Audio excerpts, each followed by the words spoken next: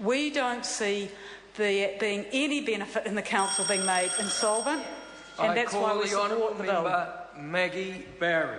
Thank you, Mr. Chair.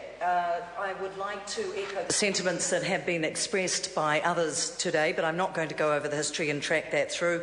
I think that this weight of material here, which in fact weighs more than my son did when he was born, and is just a small proportion of the material that we have on the Kaipara debacle, really has, I think, is living weighty proof of the extent of the engagement and intellectual rigour that the Select Committee and that the people who have submitted, the ratepayers and everyone else has put into this woeful saga.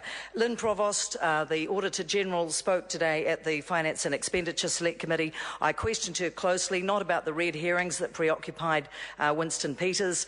Those are distractions. The essence of what went wrong at Kaipara has been acknowledged in the 400-odd page report from the Auditor-General. Blame does need to be sheeted home. I think the Auditor-General did front up yesterday to Mangawhai and to Mangataroto and spoke to them about the problems, acknowledged the responsibility of the Auditor-General's office up to a point, and there is certainly more to be said around some of the issues and the motivations of the individuals that were involved in the Kaipara District Council. But as others have said before me, the point of this legislation, even though we're all vastly uncomfortable with validating rates in this way, is that it must protect the people of the district who are paying these rates.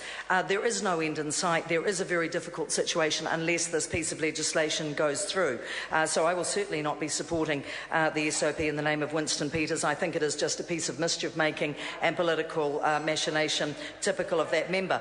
And coming in at the 11th hour as well, as Nikki Wagner did point out, it was unanimous up until one point. But one thing I just would say, I echo absolutely what the Auditor-General's office has said. There is a lot to be answered for, but I commend what the member, Mike Sabin, has done here.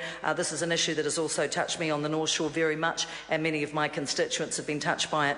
It is a very difficult situation. This is the best possible alternative, and that is why we must carry this out tonight and pass it. I won't delay the House any further, but I do urge us all to concentrate and focus on what's necessary tonight. Mr. Chairman. I call the honourable member Mary